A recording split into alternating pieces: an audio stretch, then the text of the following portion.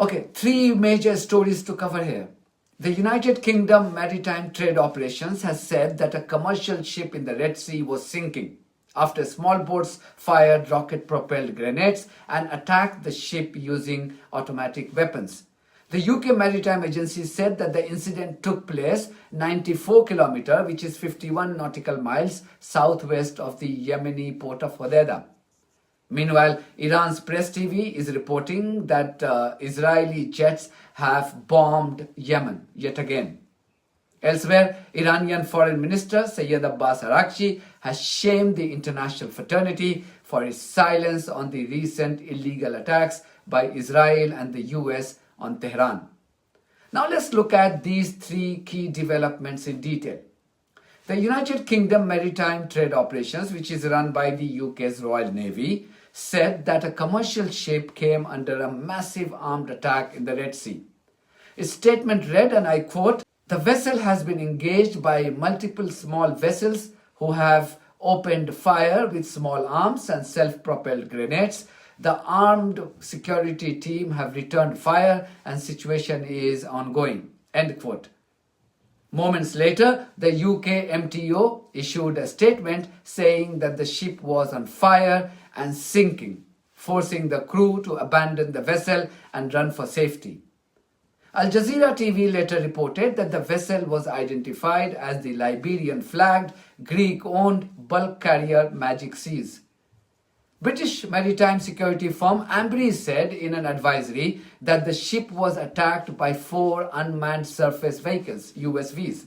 It said that 2 of the USVs impacted the port side, meaning the left side of the vessel, damaging the vessel's cargo. While no one has claimed responsibility, Ambrose said that the attack matched the Houthi target profile. What's even more shocking is that the US Navy's Middle East-based Fifth Fleet was informed, but it didn't take any steps to help the commercial ship. According to the ABC News of Australia, the US military's Central Command simply said that it was aware of the incident without elaborating. Now that's telling, isn't it? Just so you know, Donald Trump had struck a ceasefire deal with the Houthis under which both parties will not attack each other. However, the ceasefire deal allows the Houthis to carry out their military campaign against Israel in solidarity with the people of Gaza. But I would like to stress again that the Houthis have not claimed responsibilities for this latest attack on a merchant ship in the Red Sea. Between November 2023 and January 2025, the Houthis targeted more than 100 merchant vessels with missiles and drones, sinking 2 of them and killing 4 sailors. As for the latest attack on a commercial ship, you can watch the video of the sinking ship on our Telegram channel. Details are on the screen. Meanwhile, Iran's Press TV has reported that Israeli jets had launched at least 20 airstrikes on Hodeidah port in western Yemen. The Yemeni armed forces, for their part, said in a statement on Sunday that the Air Force was confronting the Israeli aggression on Yemen. Elsewhere, Iranian Foreign Minister Sayyid Abbas Araghchi made a fiery speech at the BRICS summit currently being held in Brazil. Araghchi used the opportunity to shame the international fraternity for its inaction and silence on the military transgressions of Israel and the US against the country's nuclear sites and other civilian targets. I should hasten to thank fellow BRICS members that appreciated the high responsibility they shoulder with respect to international peace and security by condemning and deploring the flagrant acts of aggressions launched against my country by 2 nuclear-armed militaries since 13 June. Dear colleagues, as I stand here, my great people are mourning for the loved ones they lost as the result of Israel's unprovoked aggression that lasted for 12 long days with the support, collaboration, and eventual participation of the United States.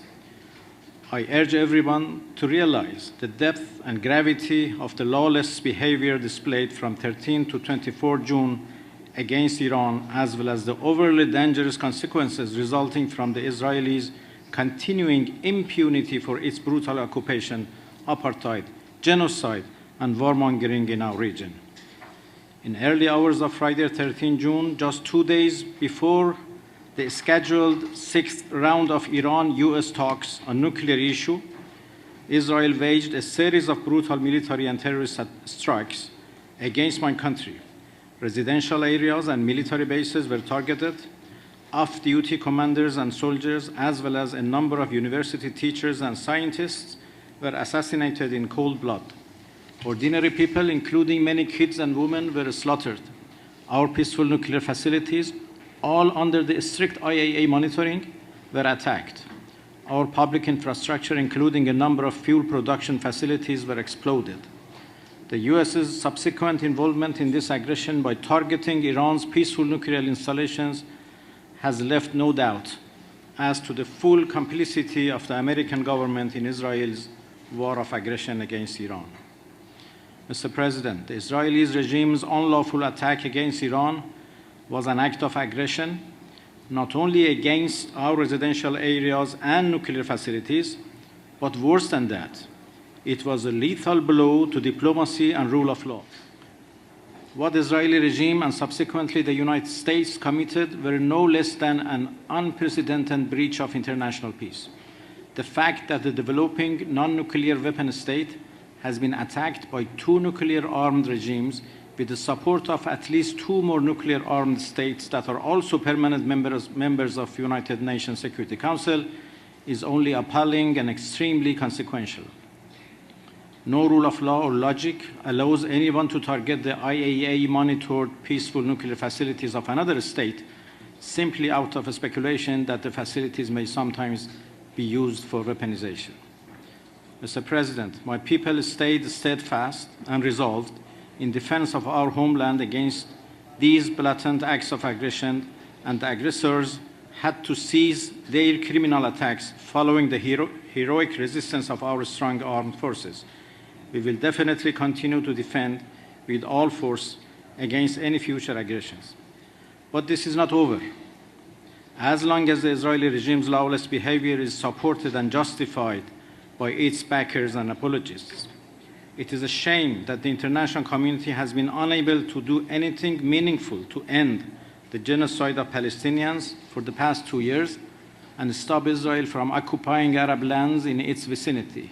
Israel had launched an illegal war on Iran on 13th of June, killing a series of top nuclear scientists and army generals.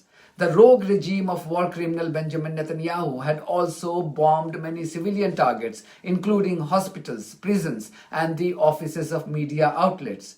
These attacks exposed Iran's air force and intelligence apparatus, but this didn't stop Iran from launching forceful counterattacks on Israel with ballistic and hypersonic missiles. In fact, Israel was stunned by the ferocity of Iran's retaliatory attacks that literally crippled Israeli economy. Iranian missiles destroyed the Haifa port, Haifa oil refinery, considered to be the lifeline for Israelis, Haifa power plant, Mossad headquarters, several airfields, Ben Gurion Airport, and Tel Aviv Stock Exchange building, among others.